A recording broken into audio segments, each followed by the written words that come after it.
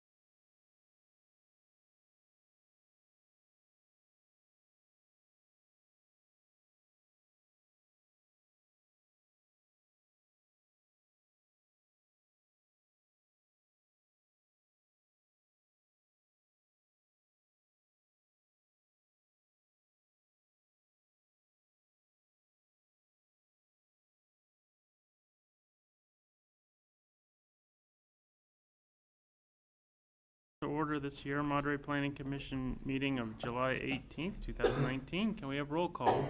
Chair Hutt, Here. Vice Chair Dennison, Commissioners Catalano, Here. Desai, Here. Hevsner, Here. and Spears. All right, I will entertain a motion for approval of the agenda. So moved. Second. We have a motion and a second. All in favor?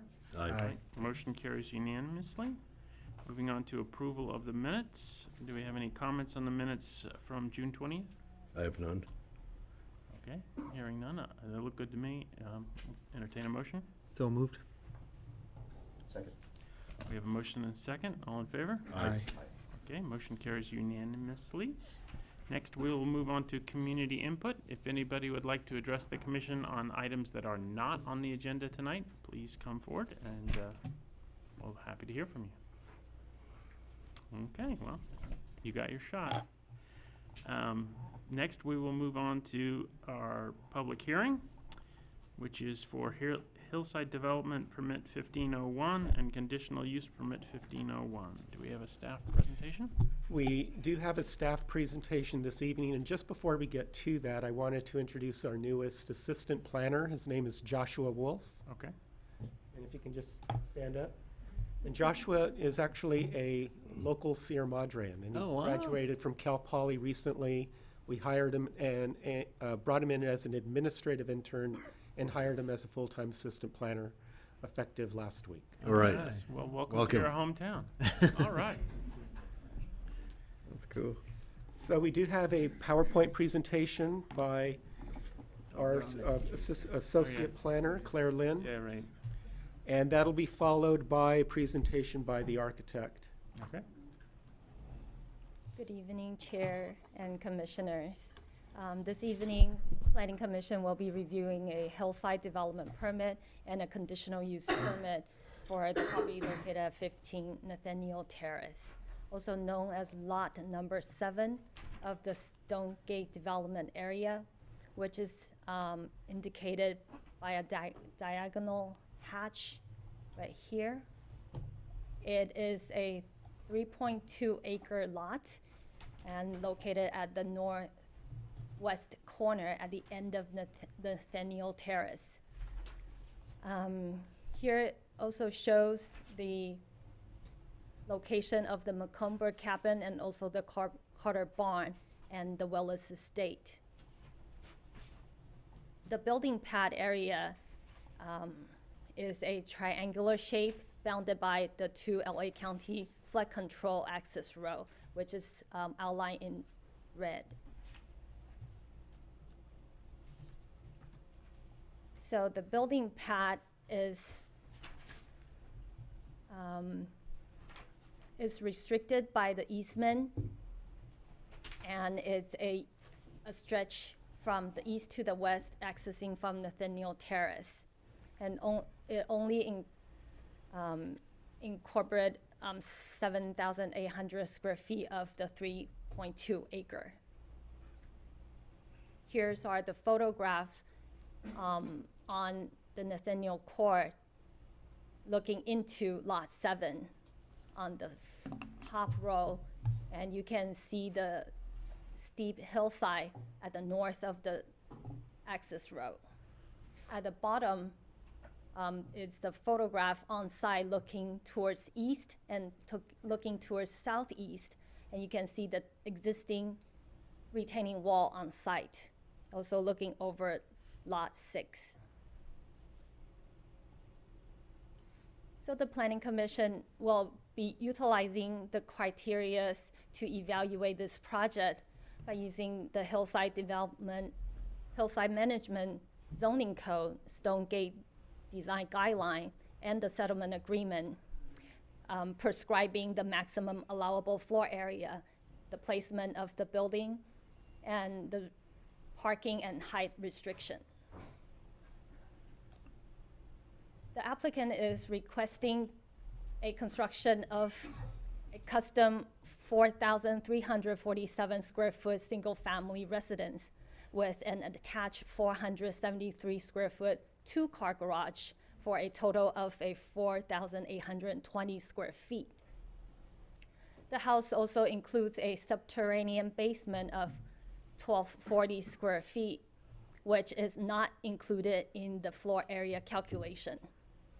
Pursuant to the code, a construction of a single-family dwelling unit in the hillside management zone requires an approval of a hillside development permit.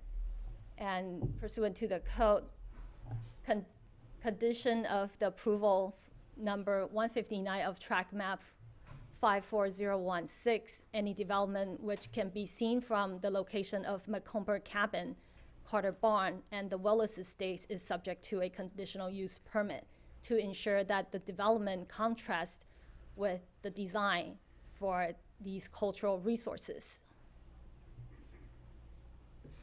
So the project is a code-compliant project. The lot size is 3.2 acre, and they're only using the pad. Lot coverage is 110% of the allowable gross floor area, which is 6,500 square feet, and the proposed gross floor area is 4,820 square feet. And the proposed project also complies with the front yard setback, the side yard setback, and the rear yard setback, and also the parking. Claire, can I ask you a quick question on the setbacks? On the side yard setbacks, are those measured from the easement roads? Yes, and from their end of the property line on the southeast end and also to the access road. Right, okay. And we do have an exhibit in the packet. Side yard setback. The applicant also prepare a neighborhood analysis based on 21 neighboring properties, excluding multifamily and vacant lot within the 500 radius. And the average of the floor area of the top 1/3 is 4,076 square feet, compared to the proposed floor area, 4,347 square feet. It is greater than the average by 271 square feet. So it's relatively consistent with the top 1/3 of the neighboring property. The applicant is proposing a single-family residence with 2-story and an attached 2-car garage with a basement that is not calculated towards the floor area. The architect has proposed a contemporary architectural style incorporating variety of modern materials like stucco, composite wood walls, standing seam metal roof, fiberglass window, balconies with steel railing, incorporating earth tone color, and it will comply with the low impact development plan and also subject to the water efficient landscape ordinance. Conceptual site plan showing the shape of the building pad is relative a triangular shape with the long east-west axis. It's bounded by 2 access row, one on the top and the one on the south. It shows that the vehicular access is off from the 15-foot access row towards the north. And on the south, it has several retaining walls within the setback area.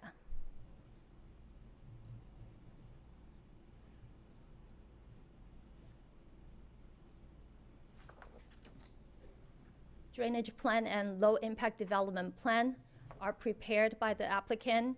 It shows there is an infiltration basin below the front yard setback and a drainage system leading, retaining the stormwater on site towards the underground infiltration basin. Conceptual landscape plan incorporate drought-tolerant plant palette. The landscape architect is proposing to plant 3 California sycamore across the access row.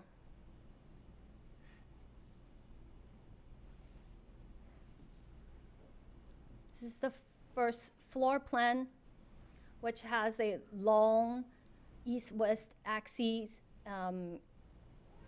It has living room, family room, dining room, kitchen, a library, and a guest suite, with the central stairwell access leading towards the 2nd floor and also to the basement. The outdoor area off from the dining and living room is an outdoor terrace, and it terraced down and leading to the stairwell to the basement. 2nd floor plan has a centralized corridor connecting 3-bedroom and 3-bath with a living space and 2 outdoor deck. Base floor plan has a home theater, a game room, a den, laundry area, wine cellar, and a sunken courtyard.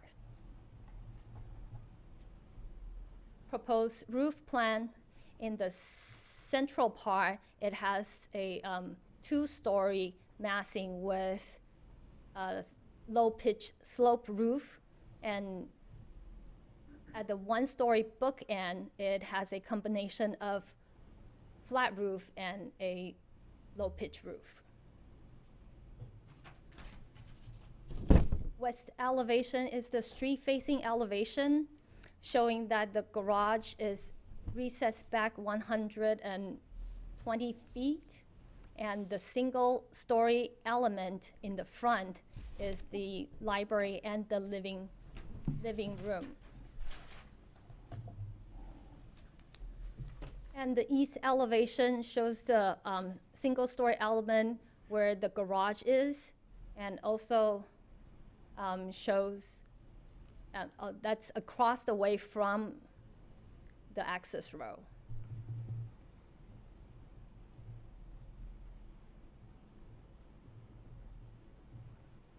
South elevation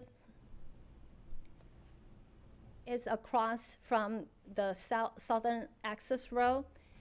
It shows variety of materials, smooth trowel stucco in different colors, and the wood siding in variety of plank width, and also the standing seam metal roof in the center part breaks the mass and minimize the height of the building. On the north elevation, you can see there are variety of window types. They are well proportioned, well aligned, and it contributes to a balance of a solid void ratio on the elevation. Colors and materials proposed for the project. standing seam metal roof, stucco color, and a streamlined light fixture.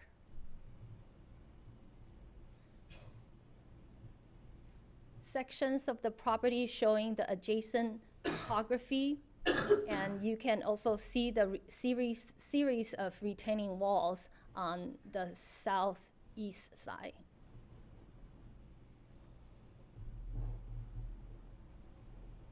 The street front rendering and 3D models with northeast view, southeast view, and the northwest view. And later on, we do have an opportunity to view the 3D physical model on the SketchUp.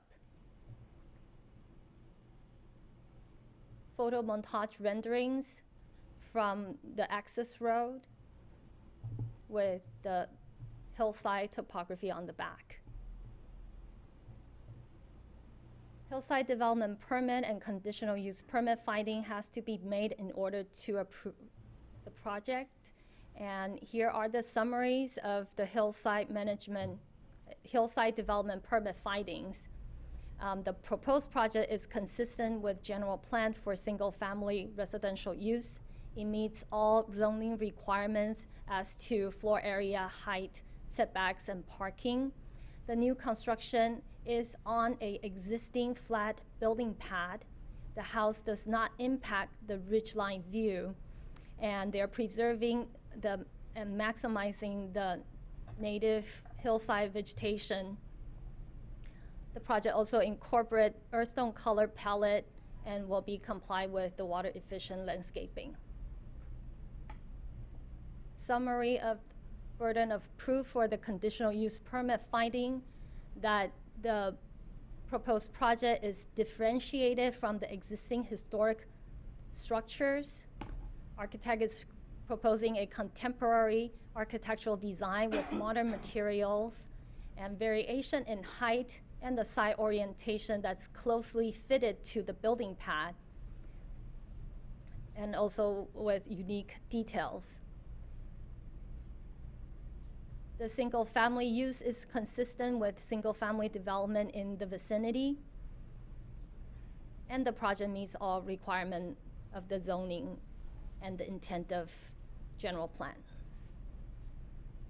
Stonegate design guideline, that the project is a custom architectural design that responds to the site condition.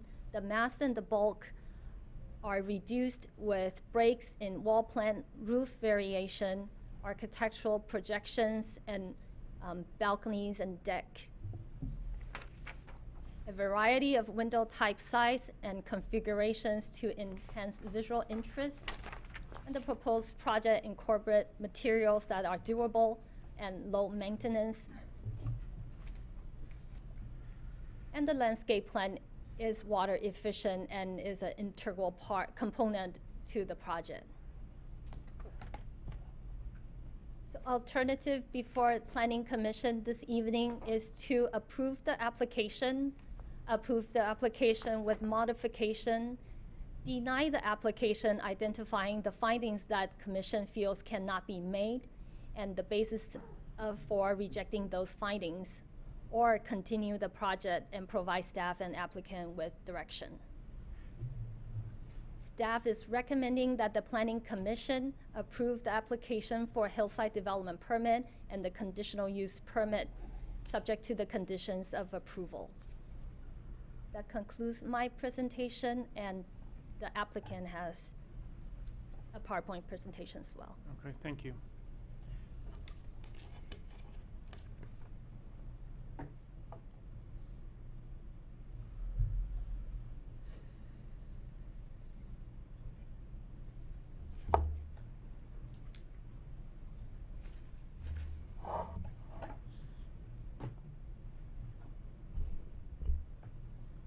Good evening, Chair Hutt and Commissioners. Appreciate again the opportunity to present our project for 15 Nathaniel Terrace to you. Claire gave a great and thorough presentation on the project, so I'll just touch upon some key items, and then I'll be available for any questions.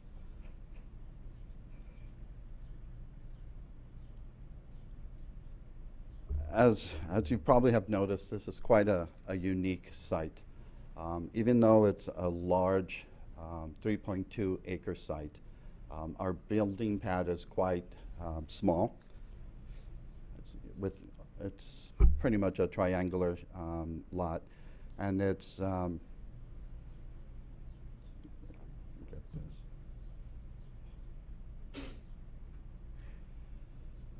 We do have the access road on the bottom, on the south side, the other access road on the north side. So it really limits our space within this zone. And then, as you can see, that lot is actually further reduced by the setbacks. So our actual buildable area is quite tight. It was a challenge to work on a site, but I think it's actually what makes it interesting. The other unique element of this site is the site and its wonderful views of the valleys on both directions. So what we tried to do is work within this envelope and locate the house to maximize views out to the west and views out to, sorry about that, and views out to the eastern valley. We also, since our front is a very small, really street-facing lot, our garage is set back quite all the way towards the back, allowing to be very minimal impact onto the street scene. It is accessed using the existing easement, fire access, and turns off that, and that now becomes the entry to the house. So as we worked on the project, since we do have a tight lot, we did introduce some square footage and program down in the basement. As Claire mentioned, we have a home theater, a bedroom, and kind of a game room and service areas. And one good thing about this lot compared to some other lots that we've seen is that we had some width that we can actually have a nice sunken courtyard off the bedroom and game room, as opposed to just being a light well. This is actually a usable space. It makes this space a little more livable. You're looking out into an actual space and not just a little well. And as you see here on our floor plan, just to show how we were working with the site. Sorry about that. Tricky fingers. This is the sunken courtyard, which steps up into 2 levels onto the ground floor and leads into the rear site, the rear patio. Here you can see how it takes advantage of the views by the library and living room having views out to the West Valley and dining room as well, and then kitchen and family room looking out towards the East Valley beyond. And then on the second level, what we also did, and I'll also show it in the elevation, is we've stepped up the massing. So we do have 1-story element over the library. We have a deck over the living, so it starts to build up the massing of the house. So on the street side, your first impression would be of a 1-story element, and then it goes back to a second central mass. We've done the same thing to the rear. The garage is a 1-story element that builds up to the central mass with a small deck allowing for view opportunities out towards the valley. Now, as we looked at elevation, we started trying to see what kind of inspiration we could get. Because of the unique site, we thought this would be a great opportunity for a contemporary mountain cabin. It's situated in this ravine, sitting on this promontory. So this just shows some images and inspiration that we utilize for the house. I mean, these are a little more wooded than what we wanted to do. We still wanted to keep it a little cleaner, but it starts to show the large expanses of glass,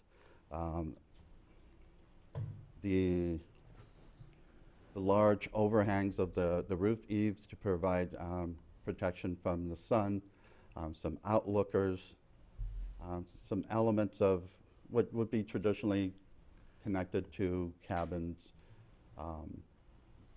But again, just showing the composition of large expanses of glass within this style. So here you can start seeing how we created an elevation that starts to draw from that inspiration and show some of these forms, some of the roof forms using metal roofing. We have the large overhangs with wood outlookers to help protect the large expanses of glass from the sun. Here again, the large glass. So this is your front elevation. As you drive up the court, you're really just going to see this as your first element, your 1 story and then your 2nd story. The garage here will be more than 100 feet back, and really from the angle on the terrace courtyard, terrace circle, you won't really see this element. So you're starting to see this end of the house, then it starts to go towards the back. The back here, you see the 1-story element building up to the central mass. On these side elevations, you can see how it starts to build up from the front. We have this 1-story element building up to the central mass and coming back down in the rear. Now this starts to show where we have our sunken courtyard. In reality, when you see it from the site, this will be all hidden, so you're only perceiving the 2-story element of the house. We used a combination of smooth stucco for a clean contemporary look, and a mix of siding, where it's 2 levels, where we have, I believe this is an 8-inch siding and then a tighter dimensional siding on the upper level for some textural interest. Let's see.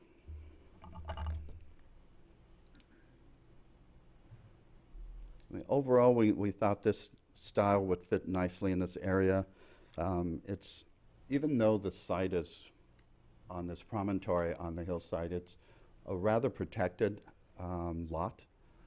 I walked around the site, walked down to Baldwin, walked down to Carter, and from those angles, and from angles that I could access freely, really you only start seeing a portion of the house, which would be kind of this corner.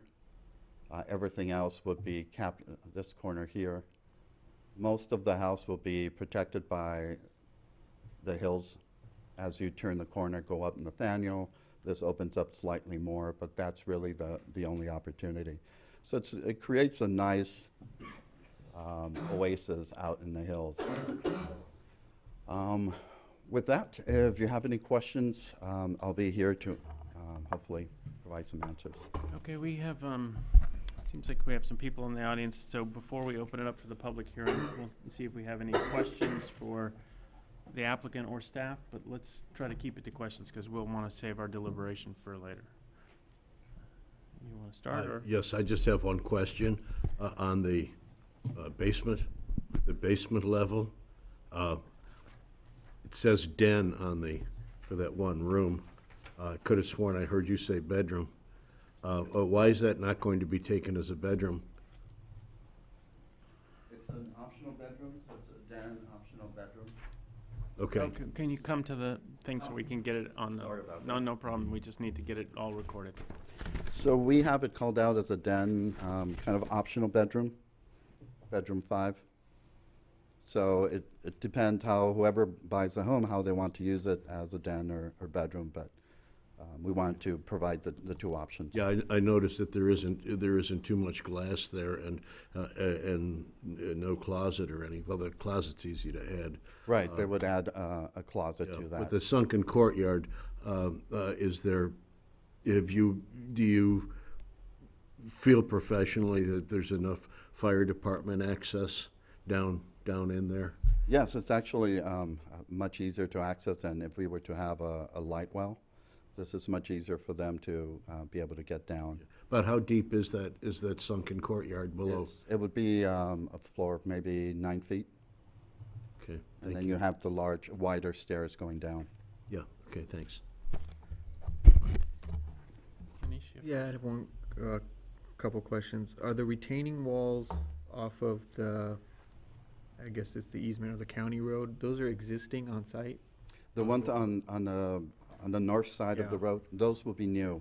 No, the south side's existing, but the The north. south side is existing with the terrace planters, but the one that follows the northern access road, we are proposing right up against the northern side of the access road to introduce a 1 to 3.5 foot retaining wall. The reason for that is to bring down that access road closer to the pad level of the house. So you can modify the level of the access road? Yes. Oh, okay, good. That was one question I had. yeah. That way, because right now, if you went out to the site, it's a little high, so if you Right. come down to the garage, it'll be quite a slope. So bringing it down just slightly will make that a little more manageable. You'll need county approval for that, is that Yes. correct? Okay.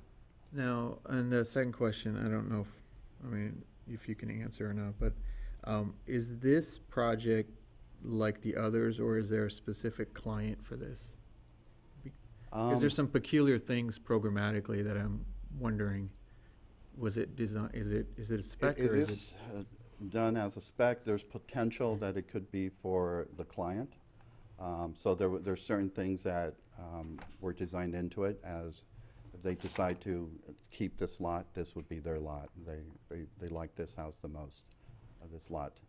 Got it. Okay, are you done? Yeah. On some of the other houses, you showed us a view that was farther away that showed the house in context with the other houses. And I was wondering if you had a view like that for this one. We only have the one from the central court that Claire showed. Since the other lots haven't been developed, we don't have the houses on those, so we just showed our house with the hillside behind. Right, but we do have the SketchUp that we can sort of We move do have around. the SketchUp. I think it would be helpful to see A that. little bit, yeah.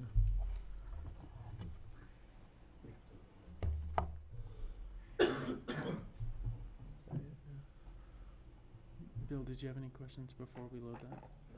Okay.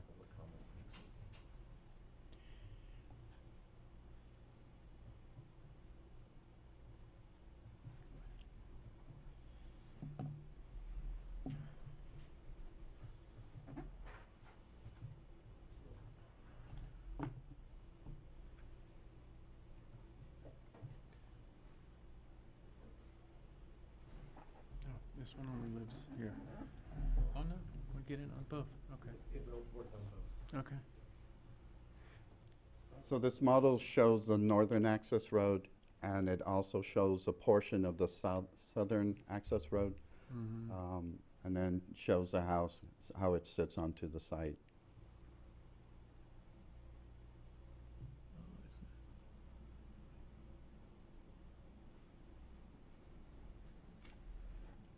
And it is set back much more than the normal setback, just because of the way it's almost a pie shape in the front, so The front setback here. the front yeah, setback. So we right. moved the house further back just because it really doesn't allow for much in the front. Typical is 25-foot setback. I believe we're past 30. Right, in this model, it shows your driveway and the northerly access easement sort of as one road. We are sharing that access road. But from the plans, it seemed like you've got a much bigger setback from that to the house. whereas here, it seems like it's almost non-existent. And it seems to me that there's potentially an opportunity to use some of that space, because I don't really think that setback is helping anybody. It doesn't look accurate, I don't think so. Yeah, either. that's It right. might seem a little closer. I Right. think we should have, Seems like they're melded together. or Yeah, that's something. what I was saying. I can see Yeah, that. on your site plan, they look like there's actually a turnout. Right. Claire, is it possible also to spin around so we can look into the sunken garden and see how that system works?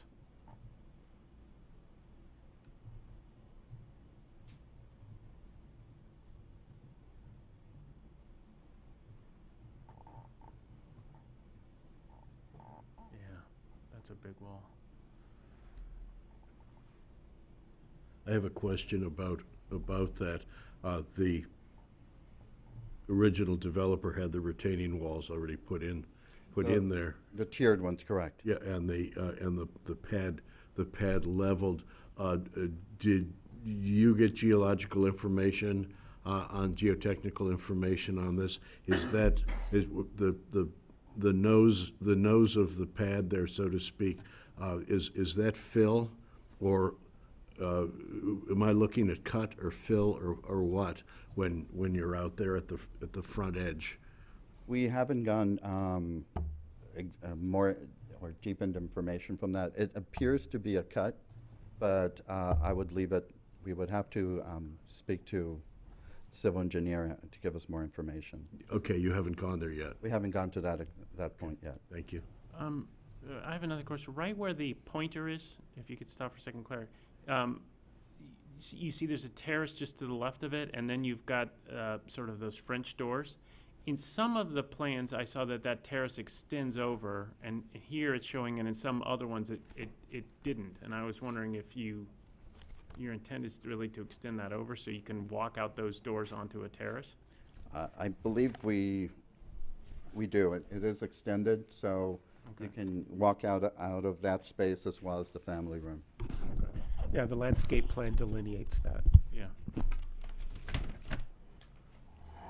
Is there, Eduardo, is there a reason on the sunken courtyard? How did you calibrate the height of that wall, the retaining wall?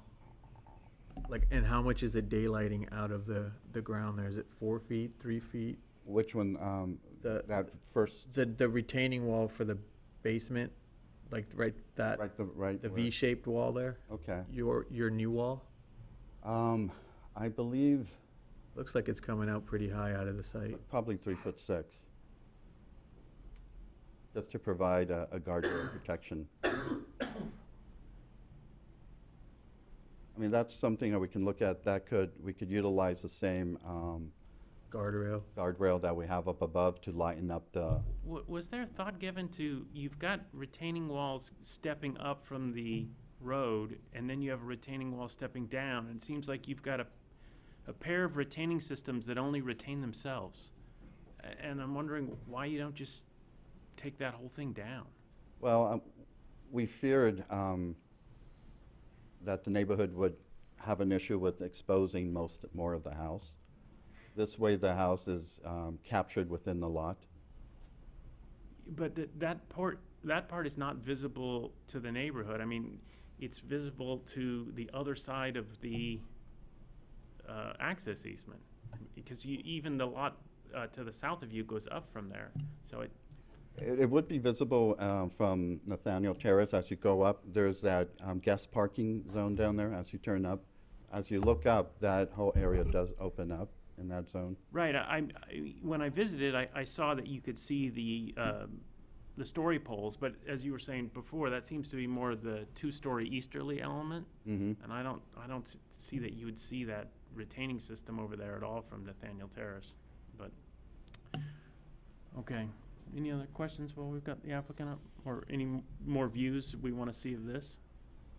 Well, I mean, is this site built all the way down to sort of the main street model? coming up? Or is it just like? It just base? goes up to where the basin would be. Okay. So there's no way to see kind of what you would see when you come up. Right. And you don't really get a feel. Yeah. My big thing is you don't really get a feel for the mountain that's right behind it. Yeah. And that's what you do get when you go to the site, so. Okay. Is it, well, I have Yeah. one question. Is there a picture like that showing the house with the property line, with the actual property? There's 3 acres and this is the building pad. Well, actually, There's some in this set. the line of the green area on the south and east side, those are the property lines that come down to the basin. But the way the lot goes, it goes around the basin and then continues again. Right, I mean, most of the lots up on the hillside. Right, and on the other side of the basin.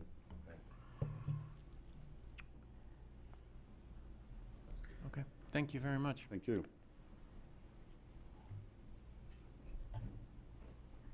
Okay, now we'll continue the public hearing for anybody else who would like to speak on the project.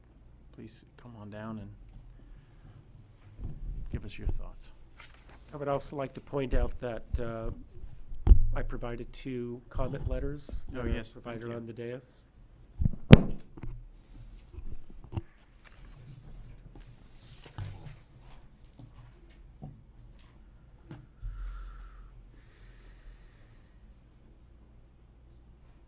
Hi, I'm Sarah Jane Harmon. I live at 650 Baldwin Court. And from our house and from actually the lot in the middle below us, you can see all of that, is it what, southeast wall? And it looks from the story poles to be just complete 2 stories walls. And you can see the retaining walls, so if they did reduce that retaining wall, it would be 3 stories up. And the hillsides kind of come at a V, so it fills that whole V from that perspective. And you can see it from Baldwin Court if you kind of stay on the eastern side of it and come. So I think probably the lot with the driveway can see it as well. So it does concern us because it does feel very masked and blocked from our view. Also, we're a little bit concerned about the expanses of glass because the sun will be shining on those in the mornings, and that, seeing the way that we can view it, will probably be somewhat blinding.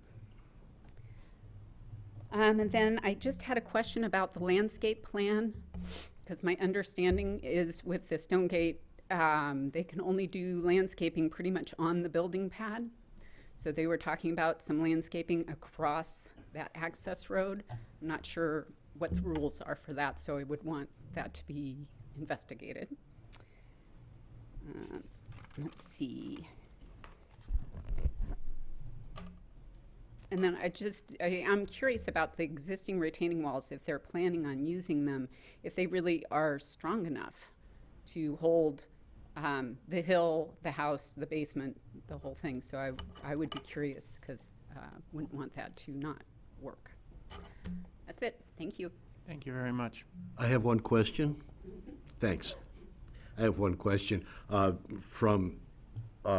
If anybody doesn't know, you live in the old Willis Yes. estate, okay? That's one of the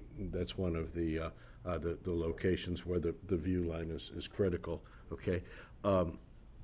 When you're looking up at the story poles, and you're looking at the profile of the mountain there, are the story poles actually sticking up above the crest, or are you still see Well, mountain behind and We the still see story poles mountain are down? behind it. So there's that ridge line, but there's kind of 2 other ridge lines that come down, and that house is right in the middle of those. Those are the ones that are nearer to you, right? Yes. I was referring to the one behind. Well, yeah, well, so where the debris basin is, then there's a ridge that comes down there. And then there's the house.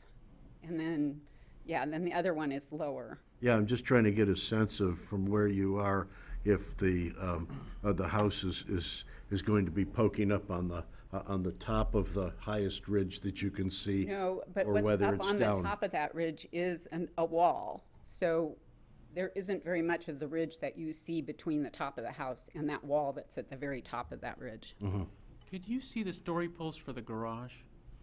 The one-story garage that's Yes, but not very well. not very well. Because when I walked up Nathaniel Terrace from the sort of parking lot, I could only see the two-story part because it's in front. And I'm wondering if, from your vantage point, you could see just the two-story part or the one-story as well. Mostly just the two, I Mostly mean, just- because both of one-story parts are kind of on the sides. and So Right. they're much less visible. Okay. So yeah, it's just the fact that it's going straight up. There's no, the second story isn't set back, so it feels very prominent. So if that were sort of flopped so that the one-story was in front of the two-story, it would sort of blend better? Yes, yeah, Okay. Thank you. I think so.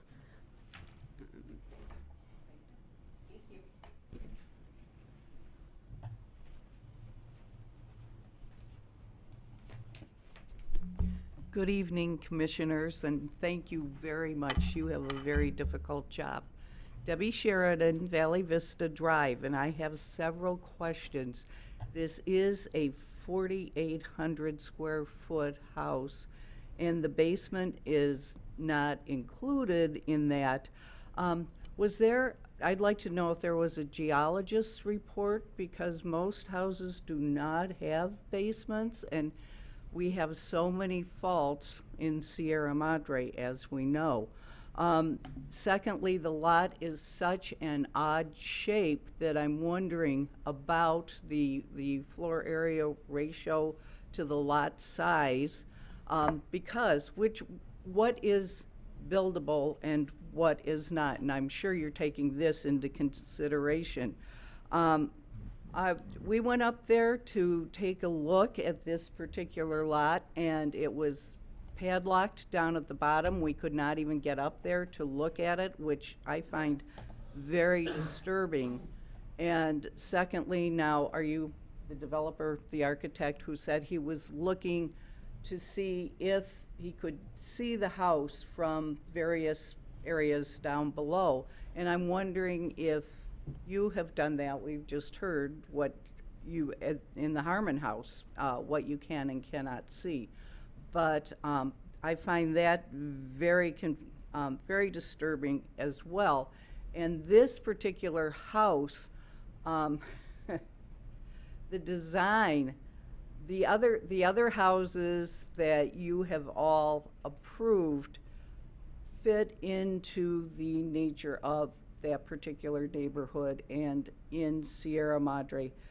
This house looks just like the one on the corner of Grandview, I should say similar, Grandview and Santa Anita, and the two new houses on Camillo, which, in my opinion, they were built, but they don't fit in at all. And that's part of what we're trying to do in Sierra Madre, is maintain the character of our city. And the other thing that really worries me is the water use. With two full kitchens, really? Sounds more like either a duplex or something that they're going to rent out for an Airbnb. And we know in the Hollywood Hills there's all kinds of problems with parties and a wine cellar, which actually is not all that unappealing, but but anyway, it's just the point is that this is a very big house, and you will be setting a precedent, as you hear over and over.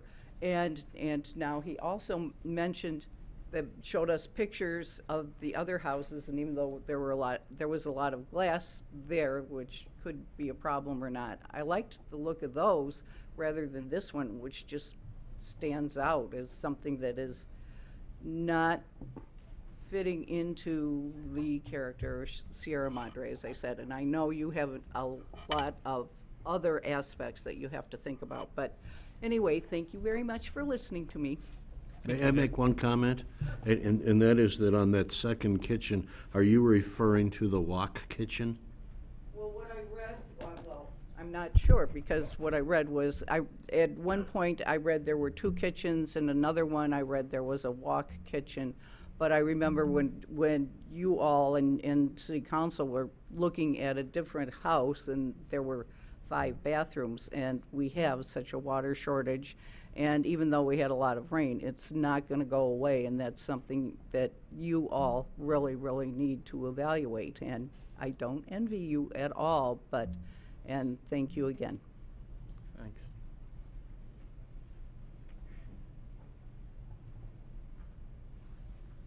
Good evening.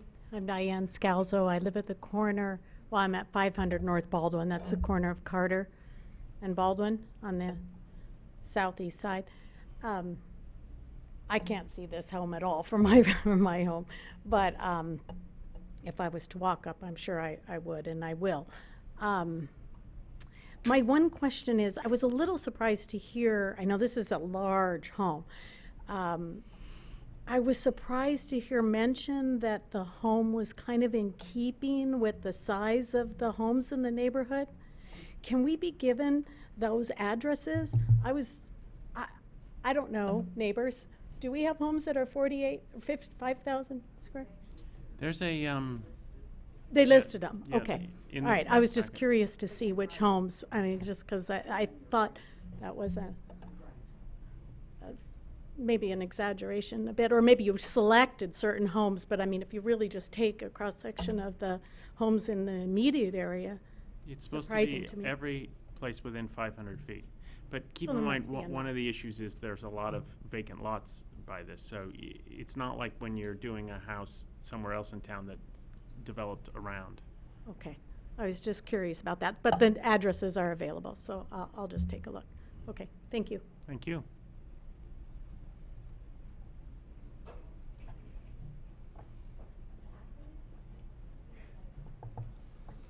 Hi, Greg Harmon, 650 Baldwin Court.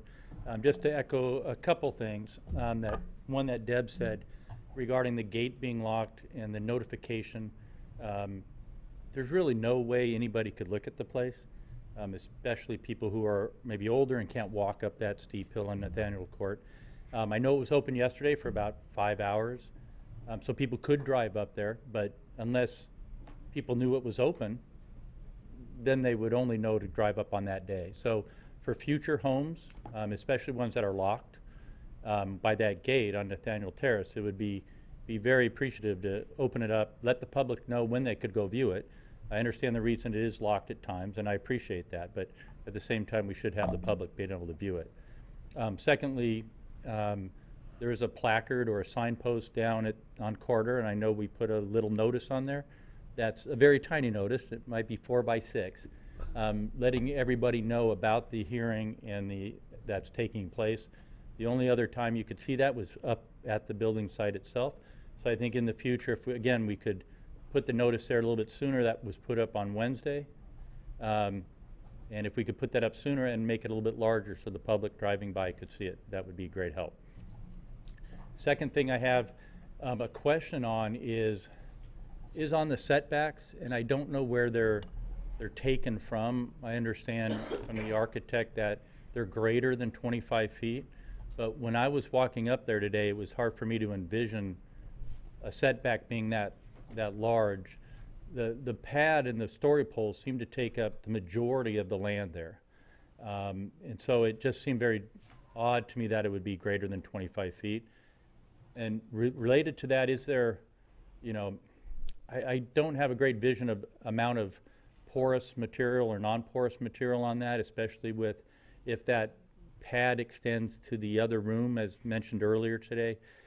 I'm not quite sure how much real land there is around there to use then. So those are my only questions. I think to address the setback issue, the setback that's greater than 25 feet is the front setback. And if you see that the shape of the lot is sort of pie-shaped, that's the skinny bit that touches Nathaniel Carter. So it's at the setback is at the circle. From Yeah. the circle, Yeah, that's but not right. on the sides. No. The sides are- have a setback. The right sides have a there. setback, but It's they're, always from the public street. right. Oh, okay, Those it's are not from the 15 easement feet. or the public, Yeah, unfortunately, not Okay. facing you. Okay. The sides are less. Yes, So. yes, okay. Yeah, and that's where I noticed they were less. Yeah. All right. All right, great, thank you. Thank you.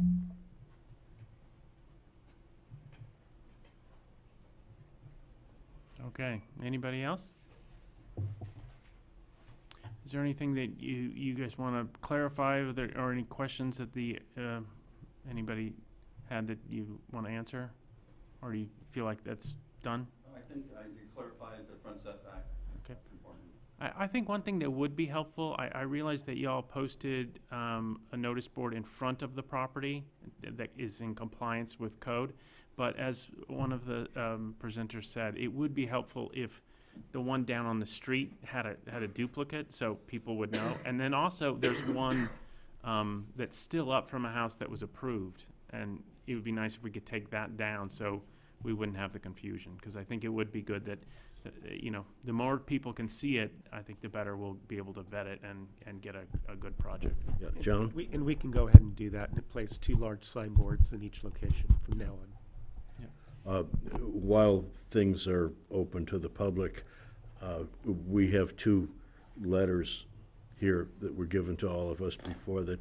I think both have some very important questions, and I think that I don't know if either of the authors is here tonight, but I think that their questions ought to be aired by us. Can we do that? Yeah, sure. Okay, good. You want to do that now? Well, I mean, you can address those when we deliberate. I think that's fine. They've been put into the public record. Yeah, I'd just like everybody generally to be aware that these are here and that we would address them. Well, one we can probably knock off the bat. Eduardo, there is, I'm sure you already have it, a soils report, geotech report. There is. Yeah, okay. Okay, we will, no, we're not going to close the public hearing. We got a last minute. At your convenience, can we get copies of those letters so that we can address whatever you need us to address? Certainly. Yeah, staff can provide you those letters. That would be great. Okay, we will close the public hearing and bring it back for commission deliberation. Manish, would you like to lead us off? Sure. Is there, can we put the color elevations in the packet up?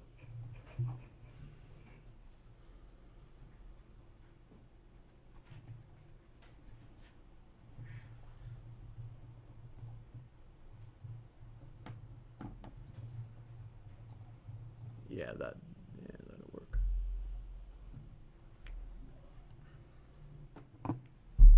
Okay, perfect.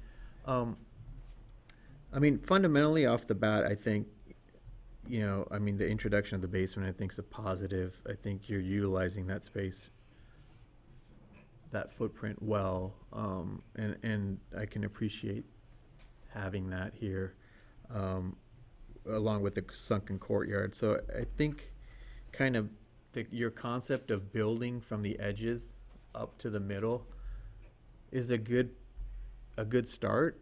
I think where I'm having heartburn on the massing is sort of as it gets to the middle, so like sort of that central element, and a thought that occurred to me was you have this tremendous backdrop right basically in your backyard, which is that hillside, the hill that's beyond. And it just seems kind of funny that like what happens to this house is it sort of builds from the edges, but then it's just like chopped, like right at the top. And part of that's like that whole exercise of fitting within that envelope. You get to that outer envelope that you have to fit into, the 45 degree. And so you get right to the edge and then that's where it stops. And so like I looked at this and I went, wow, wouldn't it be neat? Because what you're really going to see on this house, you're not going to see the sunken part. The middle, the ground floors will be visible to some extent, at least the outer edges. But you're really going to see the roof and sort of that upper part. Like that's coming up from it. And what was interesting is those case studies you presented. If you look at all of them, they had sort of a shed profile, but you were really seeing the underside of the roofs, like because you're looking at the house sort of like this, and because it also the pad sits up a little from the street and from the easement access roads, so that house is always going to be visited and sort of looked at kind of up, and so like the roof element becomes really important on this house, more so than sort of like the window treatment, the doors, all of that, because that's where your eye is. And so it just seems kind of not complete. Like it's there's a lost opportunity there to sort of really articulate that roof.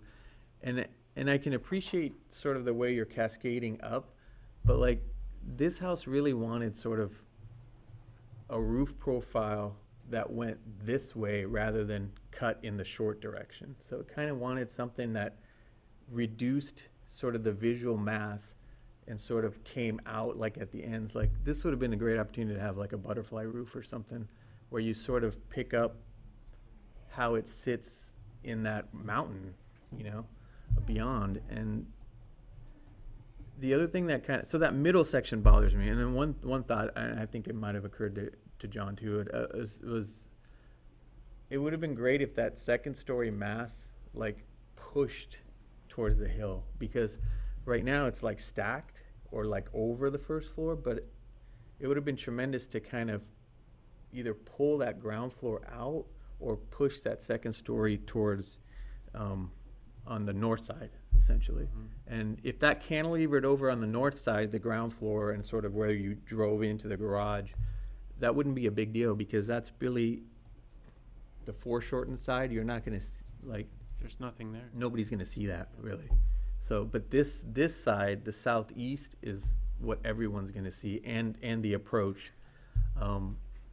There's some funky things, like, this house really is about the views out, right? So, like, there's that chimney fireplace column, like, that's right, like, when you walk out of that bedroom and you get on that balcony, you're staring right into a wall. Like, that vertical, like, finger is kind of, like, obstructing your $1 million view. Like, like, that... And that's a functional thing because you have it downstairs in the living room, and then you wanted an outdoor fireplace on the balcony. But like that needs some thought. Like I wouldn't block that. I would put that on the backside if you needed to have that, or somehow marry it to that wall. But that's a weird thing. And then the other thing that really bothered me was you articulating all these masses and these boxes, but then you introduce these walls like bookends that come up and project through the roof and kind of like basically stop the roof form from going any further. Like there's that parapet wall between the master bedroom and the rest of the second floor that kind of juts out and stops the wall. And same on the other side, you have a flat roofed like box. And those things, one, they catch your visual eye because it's like you're watching a roof and then there's this box. Like it would be great to, like you want to see a continuation of that roof plane kind of poking through. So it's, to me, that's unresolved. I think it needs some more thought. Like you don't want to arrest those roof forms. You want them to continue through. And it's massing wise, it's causing some issues because you just read these like walls. And the worst one, which I just wish I had a pen and I was gonna scratch it out, was the one on the library. Like that little box is like a jewel box on the, and I appreciate the form because it's a single story form right when you come in, but you've got a shed roof and then it comes up to a wall. Like there's that wall with the square window in there. Like just let that thing sail through, and like that wall is just, it presents a really flat surface like when you're approaching that house. I know it's on the oblique, but it's just weird. Like it needs some work on that. So I think foundationally you have some good things going as far as like the way your plan is sort of forcing you to kind of come into the middle, and the way it's sort of Ving like this way towards the hill. But I think you really need to think about how you can separate the mass so that your second story decouples from the ground floor and pushes towards the hill. That would help sort of what you see from down below. And I think the roof, like, there's something that needs to happen with that. I have some concern on, like, the renderings are always weird, but like the earth tone aspect, like, I appreciate the smooth trial stucco, but like if that, I don't know if that's gonna be like a white, like a Santa Barbara white stucco on those boxes, or if it's gonna be like a tan. It's hard to tell, you know. To me, on these renderings, it looks like a white stucco, but like, It's gonna be harsh up there in the sunlight. yeah. It really so should be toned way down. I would tend to go darker than lighter on those end boxes. I appreciate the material palettes. I think the metal roof would look great. My only weird thing on that is that's not a cheap roof to install, like a metal standing seam roof, and you're gonna see very little of it, but I appreciate that. Like, you're really gonna see it this way, so, you know, how you use that, you may wanna look at that, but, the earth tones, kind of, I'm not convinced on that's what you have here. And the glass, like that, like this house wants to have a lot of glass on this southeast face. I mean, I think this house is about the views out, you know, and I know that can cause some consternation for neighbors and views in and all that, but I think you've got a good amount of glass working. I think the reflectivity thing is huge, something you want to think about. You may want to actually think about ways to protect the glass, but also not have it be low E coated, like, so it doesn't have that reflective coating. You're gonna have to go with a more clear glass, but you're gonna make up with that with probably some overhangs, because this is most of it's southeast facing, so you're gonna get a lot of sunlight in there. So, but the reflectivity is potentially an issue with that amount of glass. So I have some concerns about that as a material. But anyway.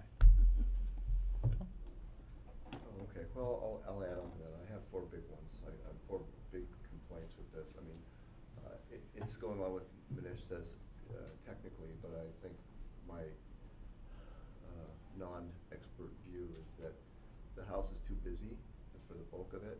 All those shared pillars you're talking about does not accomplish the design.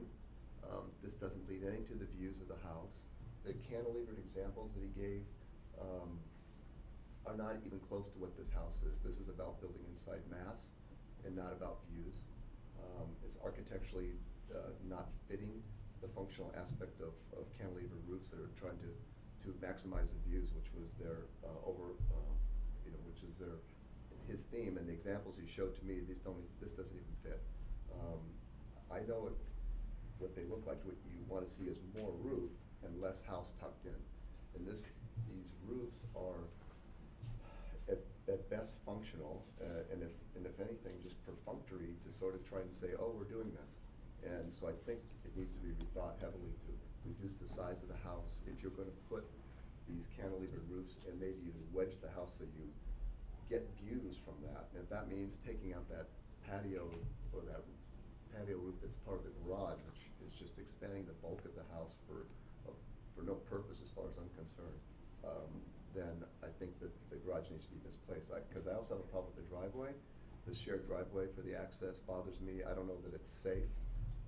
I can just see people parking a bunch of cars there, and then someone needed to get up and access, and there's going to be issues with who owns the driveway and the access vehicles for the county or whatever, especially big vehicles that have to go into the flood control area.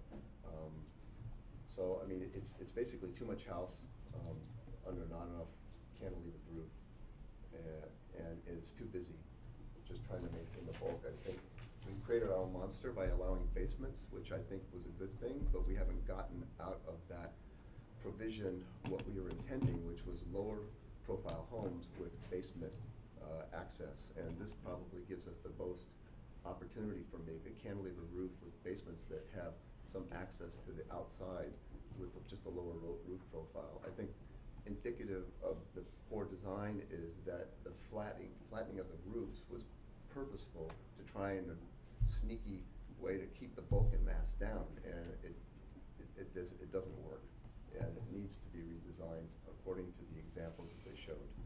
And I'll just repeat, the cantilever architectural style. So I mean, those are the four big ones for me that need this. The biggest problem with this lot is when you go up there, the building pad is completely crammed with story poles. You can barely walk around them to get outside the building pad area. And in spite of that being 3 acres, you know, it's all on the hillside. If anything, that hillside should be given to the Wilderness, you know, Society so that it can be wildland and be non-existent like a lot of people in the canyon have done. And I think that, you know, it's a shame because it is a great location, but this gives the opportunity for a beautiful house with a great view where the value is living there and having that great view and not having this gigantic house up there as well with this, you know, on top of a giant basement that's underneath. Okay? That's Thank you. I don't want to get into much about the design, but I do want to comment on that light-colored stucco. And I think that it is going to just light up in the sunlight too much and draw a lot of attention to the house. But also, I think that the light color is doing more here graphically than it really will be doing for the finished product. You know, it's kind of like if we get the design right, and I don't think it's that far off of what it ought to be, except I really agree with your comments. If it were all one color, it would still work really well. And if some of that were wood and some of that happened to be stucco, it would be fine. But the addition of those light, bright colors on there, great. They help your rendering, but I think that they're really like not very good in the built building. The main thing. Well, I want to just address 2 things here. One of them is to address Ms. Brown's letter, the points in there, and the other is to talk about. I'll look at this later. Thanks. I got you though. The other is to talk about what you see and don't see, and I would like to spin off of Dr. Curtis's letter, one of the 2 letters that we received. I have a feeling that this house is going to be a poster child for an issue about what you see from down below, and in the question, if you listen between the lines, it's like some people are saying that shouldn't see anything at all, you know, nothing. And some people, including myself, believe that, well, it's a matter of what you see and whether it's offensive, whether it fits in, and so on and so forth. And if push comes to shove, I don't believe anybody can tell somebody else who's the owner of that property, I don't want to see anything on your property. Okay? It's not right. It's not right, and so I think that we need to talk about the issue of what you see, what you should be able to see. Everybody has the right to build. We can't interfere with that. How do we really evaluate? And I would like to. I wish I had seen this letter much earlier and had gone and tried to find the vantage point that Dr. Curtis and his neighbors are referring to in here to see whether it's really egregious or not. And one of those things, sort of as I was suggesting when I was talking with Ms. Harmon before, is, you know, if you have, what is it? Do we have a ridge line? And then this house is poking up on the top of the ridge line, you know, in the sunlight so you can see it? Or is it something that is settled down below the ridge line and can kind of like sort of blend in with it? I think that that's one of the things that we should be using to evaluate it. And I don't know within the confines of this discussion tonight how we can go about that, or whether we need to continue just so that we really can have a serious look at it and maybe engage some people in the community to, but this is going to be a serious issue, and we have to be very, very careful about how to manage people's rights to build versus I don't want to see anything, you know. And maybe we need a new acronym, something like NIMBY, but I'll work on that. Okay,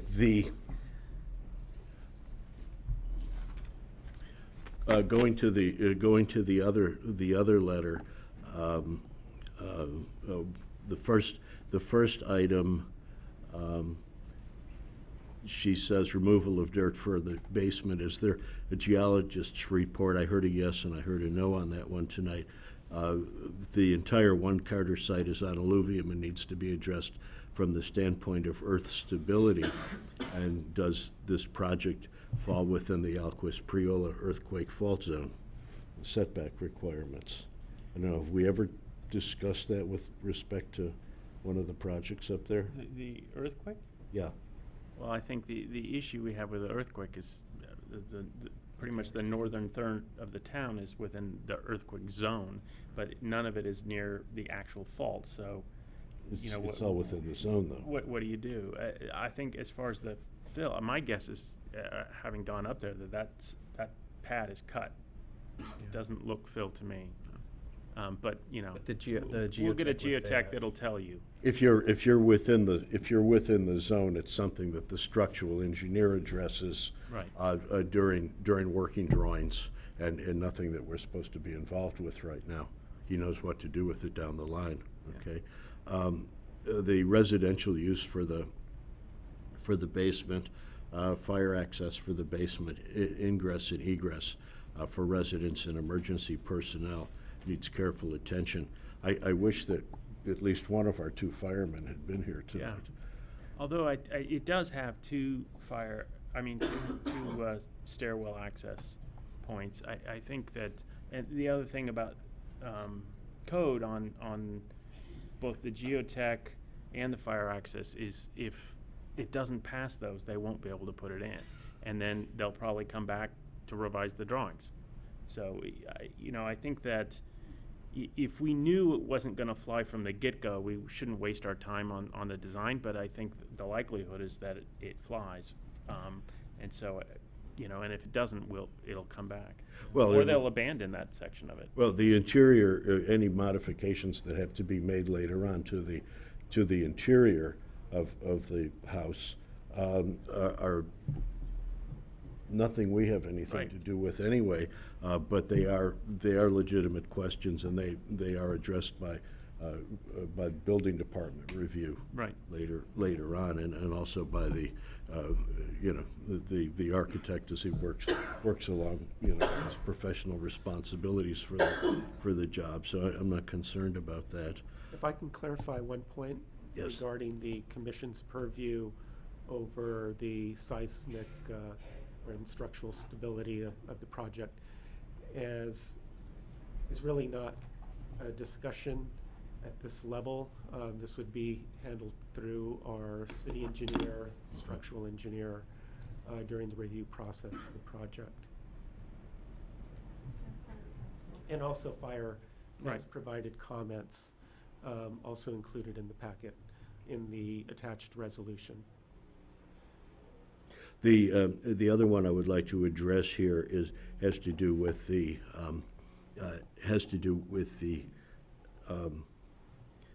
setbacks and homes built on the adjacent lots, and is there sufficient setback and so forth. And again, as it was discussed previously, that would be addressing the side yard setback, and that the front yard setback is just that little piece that pokes out toward Well, clearly, circle itself. as the site plans we've seen shows, the project is compliant on the setbacks. Right. Okay. So anyway, last thing I want to mention is that I agree entirely with Commissioner Desai about the roof lines on this. You're looking up at something, right? If the roof just happens to be about like this, and you're looking up, it's kind of like, meh, right? It's just a flat roof, you know? I think that the visual intention, as I won't repeat what you said, but I think the visual intention is much better served with a butterfly roof that's opening that up. Yeah. That's it. Okay, well, I think first, let me knock out the issue of the CUP findings with regard to the interaction with historic issues. I don't have any problems with those. I think those findings can be very easily made, and we don't have an issue there. I also think, this particular site, although it has a very strange shape, has an ability to carry bulk and massing a lot easier than some of the other sites. And I think as we move south on this prominent thing, you will see that these houses become more, and I think there's even a condition of the settlement that the farthest south one has to be single story, right? That, so, I mean, the idea is that those are gonna be more prominent. We're gonna see those more. They're gonna need to be slimmer profile, but this is sort of tucked away. And, not saying that the appearance of bulk and massing as it is now, I like, but the general concept that you can sort of put a lot on there and it'll work, I think differentiates this site from some of the other ones. My issues with this are not so much on the details of the style. The general concepts of some of these styles I like, and I think fit on this site. To me, it's more an issue of siting and placement. And I don't even get to some of the issues that Manish and Joe were talking about, because I sort of feel like some of the placement needs to change first. Mm-hmm. And to me, the big issue you have is this idea when you're building on a hillside lot that you've got this envelope, right? But we don't have that here, because this is the end of the line. And we have this technical issue of a setback from a fire access road, but that's not really a neighbor. Nobody cares. Yeah. So instead of building to the middle, we should build to the back. Yeah. We should ignore the northern setback, because it's just a technicality, and under the hillside management zone, we have the authority to modify that setback if it improves. Let me see the findings. Requiring strict compliance would be contrary to the purpose of the chapter, and allowing the modification would substantially advance the purpose of this chapter. To me, if we could push that massing back, I think that would very much substantially advance the purpose of this chapter. I think we heard from some of the neighbors who can see some of these things that they could barely see the one-story element, and so if you could flop the one-story and the two-story element, so you have the one-story element to the south, and then push the whole thing, 15 feet to the north, you're going to have a far less impact. And I think if that's something we want to allow the applicant to do, we should be very clear about that, because they don't want to design a house that's based on some modification that we would give them and then not follow through on that. But to me, when Joe was talking about the ridge line and tucking into the mountain, that whole idea is pushing the whole massing of the thing north. And so what I would like to see is we provide the applicant the modification on the northerly setback, because it's just a setback from a fire access road that nobody cares about. The southerly setback is far more important. And so if you could push the massing back, I think, to me, that sunken garden thing feels sort of like a pit. We have a 13-foot retaining wall. That doesn't work for me. I mean, and to a certain extent, from our purview, it's not going to impact the neighbors, so you can do it. But if it were my house, boy, I wouldn't want that thing. And I would, the landscape plan doesn't even have planting wells, so you can have vines that grow up the thing. So I think it would make a lot more sense to take a a sunken garden element and move it to the east, where you have a fall off on the slope, so you could just open up and look, because I think you've got views out, right, to the south, to the east, to the west, but you also have views to the north. I mean, the views of the mountain are really cool, and there's a lot of flora and fauna that's really interesting there, and I think a heck of a lot more interesting than a sunken garden, than a 13-foot retaining wall. So, and then you've got a one-story element with a flat roof that doesn't even have a deck on it, and that seems like a giant wasted opportunity to me. So, what I would like to see is the whole massing pushed north. The one-story and two-story elements sort of move, so you get the one-story bit more on the south, and either if you really want to keep the basement where it is, that space opened up a little more, and maybe try to take down some of the double retaining wall, at least some, or preferably moving the sunken element to the east so that you could just open it up and have a view, and then you can start talking about butterfly roofs and all this, which I'm sure you all are right, but I have a hard time visualizing that. It's just, I just look at the mass, and when I went up to the site, you can see the story poles walking up, but I didn't find them oppressive. I saw them, and also keep in mind, story poles are uglier than a house. But when I sat on the middle of the cul-de-sac, and I just looked at the story poles compared to the mountain, which you can't really grasp from these pictures. It almost looked like it was leaning over and was like ready to fall off. It didn't follow the slope of the hill, and it really should be the slope of the hill coming down this and the bulk to the north rather than to the south. And I think if you did that, it would lessen the impacts on the neighbors, but it also increase your views tremendously, because you could have a one-story element with a big deck, that you could just, you've got great views there. But just like devil's advocate on that, like, are you advocating pushing the entire house as it sits in footprint towards that easement road? Like at some point you run into some issues with the garage. I'm not saying backing into it. as mechanically as just pushing the whole thing. I'm just saying use that setback, because that setback is wasted. And it seems like the garage pretty much has to go where you've got it, because it's sort of dumb to put another driveway between two access roads. But Like it could be rotated. it could so be rotated, then and you could build over it and then have a one-story element to the south. What we've got to see is not just the delineation of the existing roadway there, but the county's legal easement for that road may be wider than the asphalt that you're looking at right now. And so really, to be able to discuss this, we should see on the plans exactly what the county's easement is Right. for that road. Well, obviously, you can't build over the easement.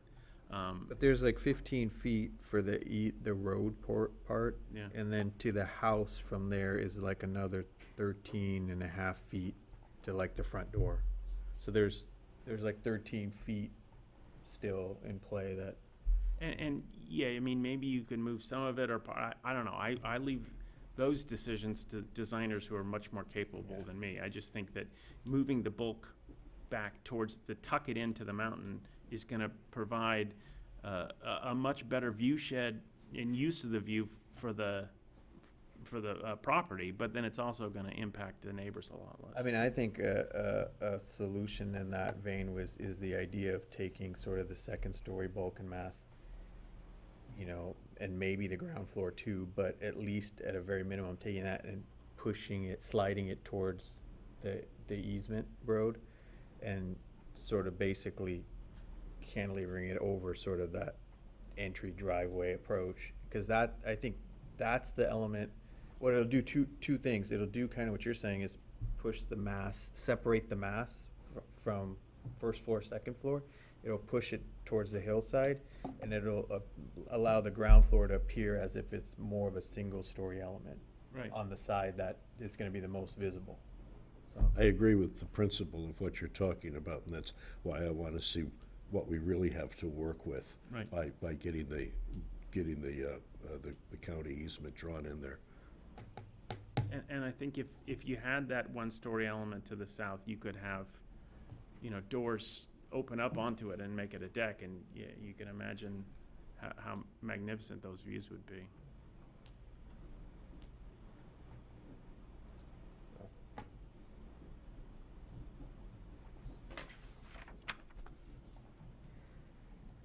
So where do we go from here?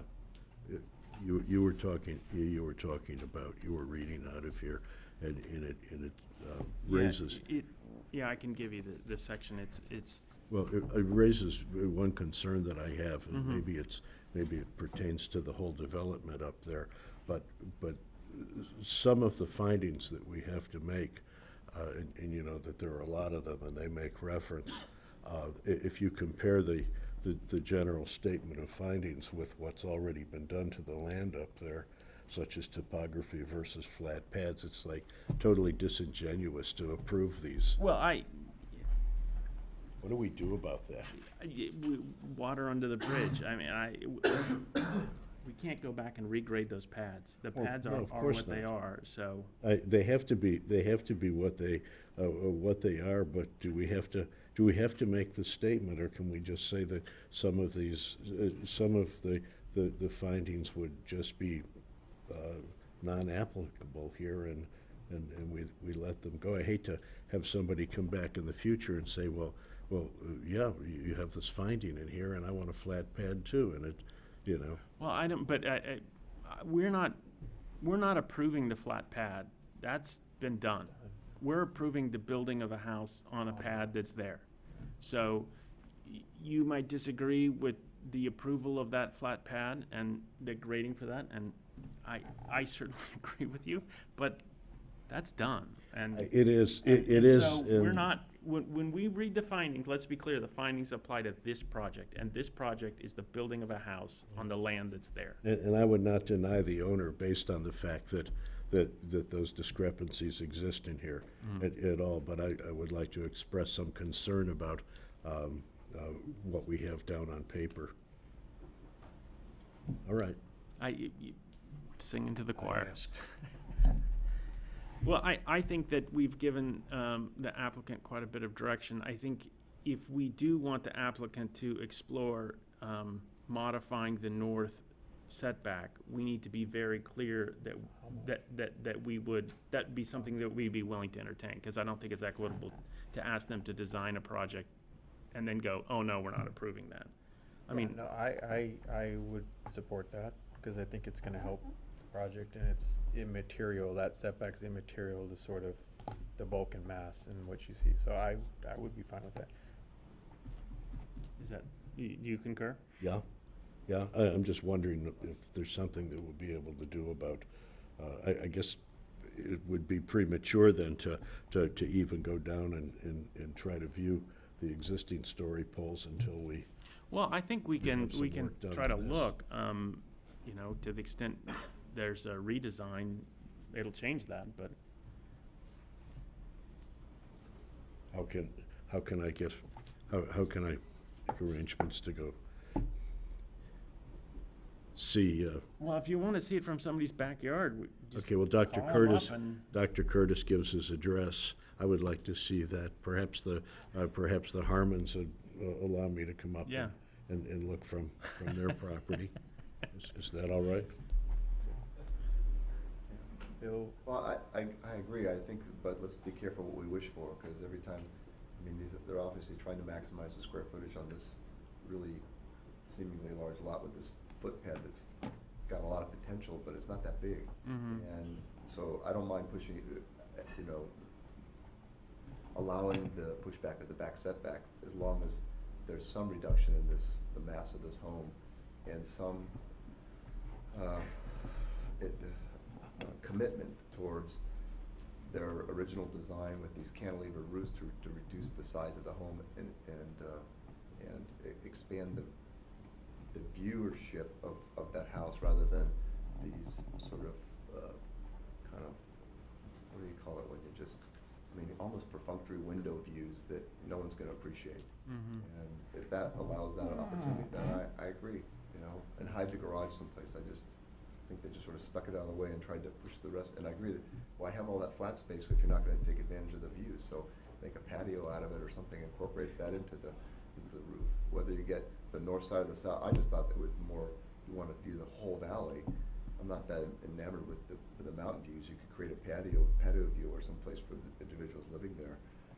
But the view out that almost, you know, 180-degree viewpoint is what you're trying to capture there. And that's the value of that house, no matter how big it is. Right, and I think that, I entirely agree with you to the concept that that we'd be willing to entertain the modification of that setback for reducing the appearance of bulk and massing, not for increasing the size of the house. Because that's, you know, if you leave the front or the southern exposure where it is, that's not helping anybody. The view, you mentioned before, views to the east and the west. I guess one of the issues with your view directly to the south is there's gonna be a house built on the lot, what is that, lot 6? So that may be not gonna be the most fabulous view for you, but to the east and the west, southeast, southwest, you're gonna have really fabulous views. I'd like us to consider one other thing about when we talk about the bulk, the mass. It's a huge property, and they're only really able to utilize a small amount of it. But think about how much of the overall hillside there and the overall view that you get from down below, they've reserved by buying this property. And presumably there's nothing else they can do with most of it except hike on it, okay? So I mean, this is an act of, the fact that they bought the property and they want this big piece of hillside, and they just want to build in one little corner of it, I think is a real act of preservation. And we should be, you know, I don't want to go after them at all about it. The bulk and so forth. I think it's completely offset by the preservation of a very large piece of hillside. I mean, that's assuming that's really theirs to sort of, that we should make some concessions based on that. They bought it. Yeah. Well, but, and I don't know what they paid for it. That's, you know, financial concerns are never ours, especially when we decide on how much someone needs to spend to meet a certain finding. This is, okay, they got a 3-acre parcel, and most of it is essentially unusable. It's just, I mean, I know someone in the canyon had a 40-acre parcel. He gave 3 acres to make it designated wildland, and he got, you know, some tax advantages out of it, but he no longer owns the land, so the benefit to him was really almost a liability in some ways. So I just think that this property's value is its location and its ability to create a view, and I just think that allowing more concessions to try and cram more square footage in this particular lot really doesn't do it any justice, and doesn't, you know, other than selling dollars per square foot. But I think in terms of the design, it's more valuable by creating more viewership for the people in that home, however you do it. And I think that's the challenge. I mean, the architect's got a big challenge. The owner wanted him to do something, the developer wanted to do something differently, and I think that's obvious by the design. But I think it needs to be, this is a place where I feel very strongly about pushing back. Okay. That design, Joe. Do you feel like you've got enough direction from us? I think so, definitely. I think, yeah. Sorry. No, thank you. The opportunity to move north to lessen a portion of that setback, I think there's potential to utilize that. I think definitely in the front we might retain that, just because more than likely that still remains the entry. We want to separate that from the drive aisle, so you don't want to open up close to the access road, but the back has potential to reconfigure slightly.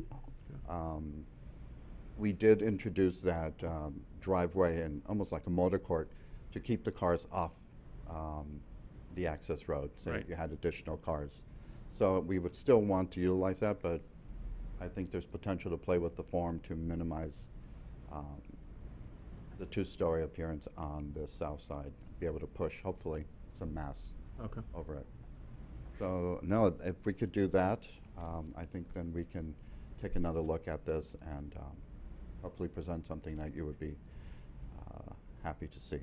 And, Okay. yeah, I would say along with that, study sort of how that changes the roof profile. I think everyone said it. I think, you know, most of the time we in concept spend a lot of money to make the roof like look really nice, but this is a case where you're gonna see basically the underside. Right. more than you are the top side, you know. Definitely. And so that becomes a visual element for this house. It's the top. So, and that's what you're gonna see. And I think, you know, Bill's right. I think there is a disconnect. I know you're not trying to copy the case studies that you presented. You're trying to get the essence of those. Mhm. But if you look at all those 6 examples you showed, they all had these sort of winged shed roofs. Most of them, I think, had with a lot of glass below it, but the roof profile really went out there, and it was really about this element and what you saw, the post and beam sort of construction from the bottom. Right. You know? And so how do you capture that same thing in your design? Right, and one thing, those houses unfortunately didn't have the restriction of the height and the envelope. I know. So as you start splaying the roofs, you start introducing more height. So, I mean, we can look at it. But some of that'll be mitigated by this ability to potentially Widen. push north, because you're, from that south setback, you still have that profile, right? But now suddenly you've pushed that mass back so that you have more room. We widen the Yeah. envelope, So- so that could be a, We shouldn't have to, you know, say as one architect to another that when you look, when you're designing in section, that what your viewing angle really is, no, definitely, and I mean. right? You want to see, you're never going to see the top of the roof, No. you know, but it wants to have a roof. It wants to have something there, and I'm sure it's going to be from the underside, right? It will be. So, you know, maybe we should be able to get SketchUp not only to go around that way, but we should be able to tilt it up like we're looking at the house from below. That's no Yeah. problem, we can do that. And hopefully now, if we have a little bit more opportunity, we can get a little more, not more height, but the opportunity to get a little more of the, kind of that expression of the roof coming out. One thing I'd just like to echo from one of the people that spoke tonight is, as we're talking about maximizing views and glazing, be mindful of how that glazing affects the neighbors. And, you know, to the extent you could think about, I know you've suggested some alternatives, but also just, you know, whether the particular glass faces are viewable from other places or they'll reflect, it would be that information would be useful to us when you guys come back. Okay. No, we'll try to look at how it faces the neighbors. To that point, I can't help myself, but to that point, you know, there's a trick sort of like on that southeast face where you have the bedrooms kind of lined up on the second story and you have the vertical windows. You might want to consider going this way, because if you can raise the sill on those and then you can have a continuous window plane this way, you kind of protect the views because you're up a little bit, the views sort of in, you know, they get arrested because you're basically going to stare at ceiling or you're going to be knocked off by that sill, you know, and so you can't really see that well in. Mhm. But looking out from the house, suddenly you've created a panoramic view kind of that, you know, out of that bedroom or whatever it is to the entire valley. And so you kind of get the view, the horizontal view. You know, when you put these slices like this, you got floor to ceiling glass, you know, it's hard to protect the views in, Mhm. and you're only getting like this much view of something that you really want to see in panoramic. So consider that. And it also elongates the house this way, right? Rather than reinforce the verticality, right? So Definitely. think about maybe changing how you orient those. Well, That'll definitely, help you. we'll study that as well. Thank you. Thank you very much. Do we need a motion to continue, and do we want to do a date certain, or we want to do a date uncertain? Yes, you need a motion, and the applicant's here, so What ask do the you- what do you applicant think? if there's a date certain. So I upcoming hereby meetings- ask. Upcoming meetings, if we wanted to look at August, probably more realistic would be August 15th. Moving into September, September 5th or September 19th.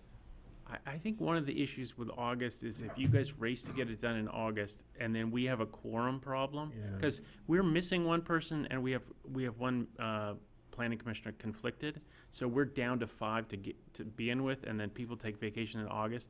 It might be unfortunate that you guys race to get it done and then we don't have a quorum, so I think it'd be better to shoot for September if that works for you all. Well, we need, let's say, about maybe 3 weeks to work on the drawings, and then working backwards with a submittal. I think the city requires 2 weeks for review, or 3. Yes. So do you want to do the latter meeting in September? I think that might work better. So Okay. that's September 19th. That means we have to renotice? We do not have to renotice. Okay, good. Okay, so I will entertain a motion to continue this project to the September 19th meeting. So move. Second? All in favor? Aye. Okay, motion carries unanimously. Thank you very much. And now we will move on to Planning Commission reports.